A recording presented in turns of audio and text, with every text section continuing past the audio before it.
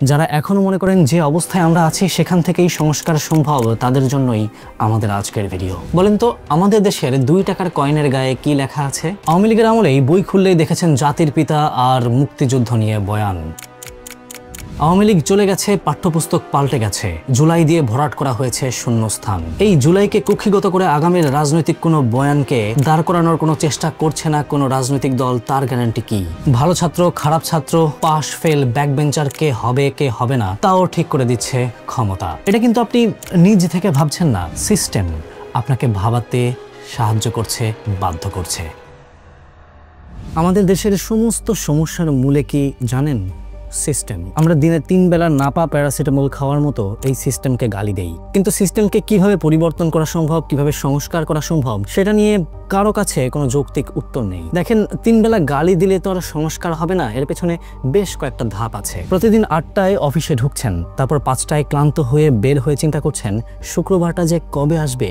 প্রতি সপ্তাহে উইকেন্ডের প্রতীক্ষায় নিয়মের ছকে চলে যাচ্ছে জীবনের 20 থেকে 30টা বছর। কিন্তু চাকরিটা যে করতেই হবে, এতগুলো বছর পড়ালেখা করে কাটিয়েছেন যেই উদ্দেশ্যে, তার বাইরে যাবার কোনো অপশন নেই। 15-16 বছরের শিক্ষা অর্জন তো ঠিক তখনই সফল হবে যখন একটা ভালো চাকরি হবে, বাড়ি গাড়ি, ফরেন ট্যুর, ফিনান্সিয়াল সিকিউরিটি। কি ভুল বললাম? আমার আপনার মতো এই ভয়ঙ্কর চক্রে আটকা পড়ে আছে কোটি কোটি মানুষ। আচ্ছা, কখনো কি মনে প্রশ্ন জাগে এই চক্রটা আসলে কে বা কারা তৈরি করে রেখেছে? অথবা আমাদের পড়ালেখার মূল উদ্দেশ্যটা আসলে কি? যে একাডেমিক পড়াশোনার 90% জিনিস পরবর্তী জীবনে আর কাজে লাগছে না, মনে থাকছে না, সেই জিনিসগুলো কেন শিখছি আমরা? কেন জীবনের এতগুলো বছর পড়াশোনা করছে? এই শিক্ষার আসল লক্ষ্যটাই বা কি? আমাদের আজকের পর্বের এই কেস স্টাডিটা দেখলেই বুঝে যাবেন শিক্ষা ব্যবস্থার নামে কিভাবে আমাকে আর আপনাকে নিয়ন্ত্রণ করছে সিস্টেম আর ক্ষমতা। বছরের পর বছর আমাদের উপরেই ভর করে টিকে যাচ্ছে ক্ষমতা আর সিস্টেম, মাঝখান থেকে ফেসে যাচ্ছি আমরা। আর যারা এখনো মনে করেন যে অবস্থায় আমরা আছি সেখান থেকেই সংস্কার সম্ভব, তাদের জন্যই আমাদের আজকের ভিডিও।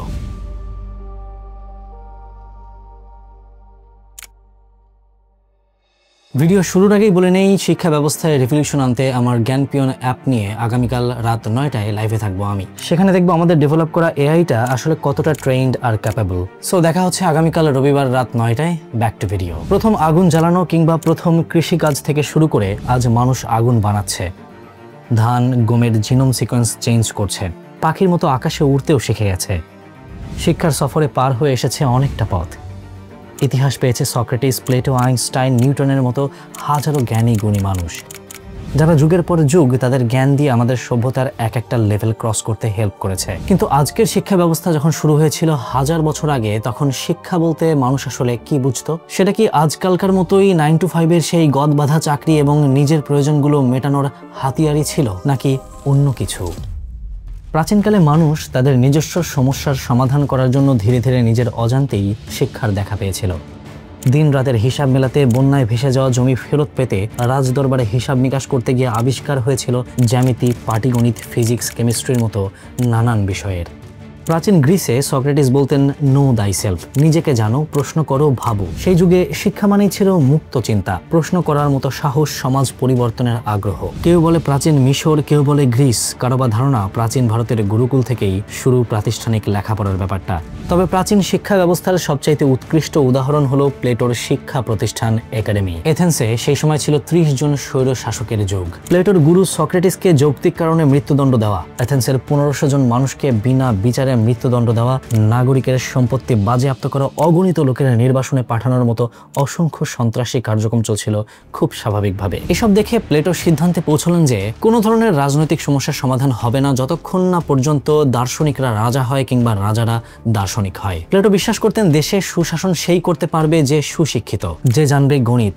দেশের শাসন ব্যবস্থার মানুষের চিন্তা ভাবনার পরিবর্তন করতেই মূলত প্লেটোর শিক্ষা প্রতিষ্ঠান একাডেমির জন্ম হয়েছিল। প্লেটো তার গুরু সক্রেটিস থেকে শিখেছিলেন, যদি সত্যের পথে চলতে হয় তবে প্রশ্ন করতে হবে। একাডেমির শিক্ষা ব্যবস্থার মোটো ছিল এটাই। জ্যামিতি বা গণিতের উপর কিছু অনানুষ্ঠানিক কোর্স ছিল একাডেমিতে। কিছু মানুষ দূর দূরান্ত থেকে আসতো মূলত নতুন কিছু জানতে। সক্রেটিক সংলাপ, প্রশ্ন ও উত্তর, সঠিক সংজ্ঞা নির্ধারণ, অপ্রমাণিত ধারণাগুলির পরীক্ষা কিংবা যুক্তির ত্রুটি বের করার মধ্যেই ছিল তাদের সার্থকতা।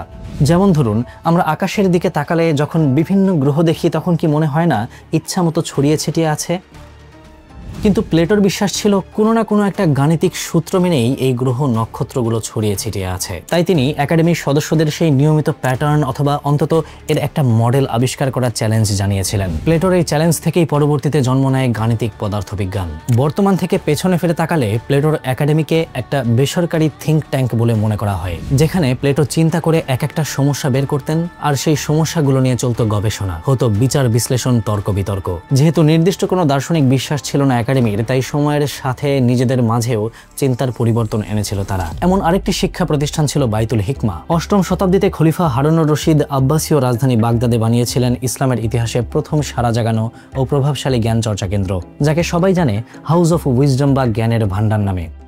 সে যুগের জ্ঞানীগুণী বিভিন্ন ধর্ম, বিভিন্ন জাতি কার পা পড়ে নিয়ে জায়গায় তারা এখানে আসতেন, জ্ঞান চর্চা করতেন, যুক্তিতর্ক, অনুবাদ, আলোচনা, কত কিছু করতেন। নির্দিষ্ট কোনো বিষয়ে বাধা ধরা ছিল না এই জ্ঞানের, না ছিল কোনো স্বার্থগত উদ্দেশ্য। মানুষ সেখানে যেত নিজের জ্ঞানের পিপাসা মেটাতে, সমাজের কুসংস্কার ভাঙতে, জীবনের সত্য মানুষকে জানাতে, যুক্তি দিয়ে সত্য মিথ্যার তর্ক করতে। অ্যারিস্টটল ও হিপোক্রিটাসের মতো দুর্দান্ত দার্শনিকের উক্তি আর Pythagoras, Plato, Euclid, Plotinus, Galen, Charaka, Aryabhata, ব্রহ্মগুপ্তের লেখাসহ বহু জ্ঞানীকুলের গ্রন্থ অনুবাদ করা হয় এই জায়গাতেই। যারা এখানে আসতেন তাদের প্রত্যেকের মূল লক্ষ্য ছিল প্রশ্ন করা, জানা, সমাজ ব্যবস্থা পাল্টানো, মনের আর আত্মার উন্নতি, মানে ভালো মানুষ হওয়া। কিন্তু সমস্যা ছিল একটা, সবাই এই শিক্ষা নিতে পারত না। অনেক ক্ষেত্রে দেখা যেত সেই সময় যে শিক্ষা ব্যবস্থাগুলোর চলন ছিল, সেক্ষেত্রে শুধুমাত্র ধনী ব্যক্তি এবং তাদের সন্তানদেরই অ্যাক্সেস ছিল এই শিক্ষা প্রতিষ্ঠানগুলোতে। এই দৃষ্টিভঙ্গি রাতারাতি পাল্টে গেল 1800 সালের দিকে হওয়া ইন্ডাস্ট্রিয়াল রেভলিউশনের সাথে, যখন শিক্ষা সবার জন্য উন্মুক্ত হওয়া শুরু হলো। মনে হতে পারে বাহ, শিক্ষা তো সবার জন্যই উন্মুক্ত হওয়া উচিত, কিন্তু না, এই শিক্ষা মডেল সবার জন্য না, বরং ছিল ক্ষমতাকে সার্ভ করার জন্য, ক্ষমতার জন্য। ক্ষমতায় যারা আছে তারা চায় না আপনি তাদের প্রশ্ন করতে শিখুন। তারা খুব ভালোভাবে জানে সত্যিকারের শিক্ষা যদি ওয়ার্ক করে তাহলে তাদের লুটপাটের সমস্যা হবে, বছরের পর বছর ক্ষমতা ধরে রাখতে অসুবিধা হবে। শিক্ষার নামে আমার আপনার চিন্তা, মানসিকতার, শরীরকে কিভাবে নিয়ন্ত্রণ করা হয় সেটা বুঝতে হলে আমাদেরকে বুঝতে হবে ফুকোর বায়োপলিটিক্সকে। কিন্তু তার আগে বুঝতে হবে নতুন শিক্ষা মডেল এলো কোথা থেকে। বলেন তো, আমাদের দেশের 2 টাকার কয়েনের গায়ে কি লেখা আছে? সবার জন্য শিক্ষা। নতুন এই শিক্ষা মডেল আনা হয় সবার জন্য শিক্ষা মূলনীতিকে সামনে রেখে। আর সবার মধ্যে শিক্ষা স্যাচুরেটেড হওয়ার সাথে সাথে বদলে গেল শিক্ষার সংজ্ঞাটাও। তখন 18 শতাব্দীর শেষের দিকে এবং 19 শতাব্দীর প্রথম দিকে নতুন এক শিক্ষা ব্যবস্থা খুব জনপ্রিয়তা পেল, নাম প্রুশিয়ান মডেল। প্রুশিয়া দেশটি যখন নেপোলিয়নের সাথে যুদ্ধ করে হেরে গেল, তখন তারা পরাজয় থেকে শিক্ষা নিয়ে জনগণকে ট্রেন করার জন্য একটা শিক্ষা ব্যবস্থার মডেল বানালো। না, বাচ্চাদের জন্য কিংবা কোনো চিন্তাশীল জাতি তৈরি করার জন্য এই মডেলের আবিষ্কার হয়নি। এই মডেলের মূল উদ্দেশ্য ছিল এমন সেনাবাহিনী তৈরি করা যারা শুধু আদেশ মানবে, কি, কেন, কিভাবে, কোনো ধরনের কোনো প্রশ্ন থাকবে না তাদের। এটা ছিল one size fits all system. মানে সবার জন্য সিস্টেম একটাই। এখন সেই সিস্টেমের জন্য আপনারা যাক বা না যাক, কোনো ধরনের কোনো প্রশ্ন আপনি করতে পারবেন না। ঠিক এমন একটা জাতি তারা তৈরি করতে চেয়েছিল যে কোনো ধরনের কোনো শাসক যেন কোনো প্রশ্নের সম্মুখীন না হতে পারে। আবার কারো মতে প্রুশিয়ান মডেলটা তৈরি করা হয়েছিল কলকারখানার জন্য অনুগত লেবার বানাতে, যাতে কলকারখানার ছোটখাটো হিসাবগুলো ঠিক মতো করতে পারে মানুষ, প্রশ্ন করা ছাড়াই ম্যানুয়াল মেনে কাজ করতে হবে। ঘন্টা বাজিয়ে যেমন ফ্যাক্টরি শ্রমিকদের ছুটি হতো, ঠিক সেইভাবেই এখনো আমাদের স্কুল কলেজগুলোতে ছুটি হয়।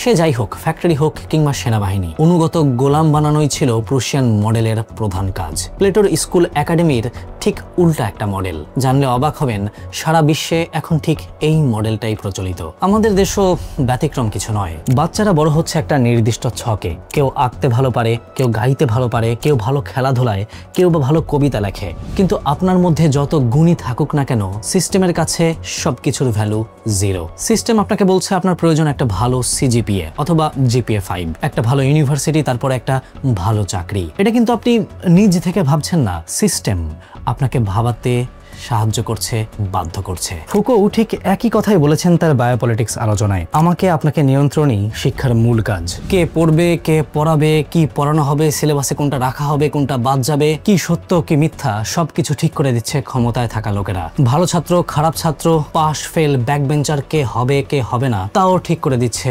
ক্ষমতা। আওয়ামী লীগের আমলেই বই খুললেই দেখেছেন জাতির পিতা আর মুক্তিযুদ্ধ নিয়ে বয়ান, যা আওয়ামী লীগের রাজনৈতিক বয়ান। মুক্তিযুদ্ধকে কুক্ষিগত করে আওয়ামী লীগ যে রাজনীতি করেছে, পাঠ্যপুস্তক পড়ে সেই একই জ্ঞান অর্জন করার পর আপনার কাছে মনে হয়েছে আওয়ামী লীগের সমস্ত কথাই সত্য।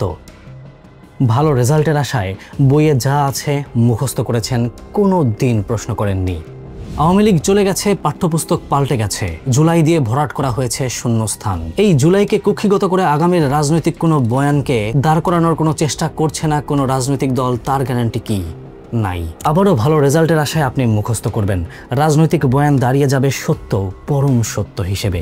টিকে যাবে সিস্টেম, ক্ষমতা। আমার আর আপনার সংস্কার কোনো দিন হবে না, কারণ এই সিস্টেমের হর্তাকর্তারা বানাতে চায় না কোনো রাজা, চায় শুধু এক ঝাঁক অবিডিয়েন্ট, প্রশ্ন না করতে শেখা প্রজা।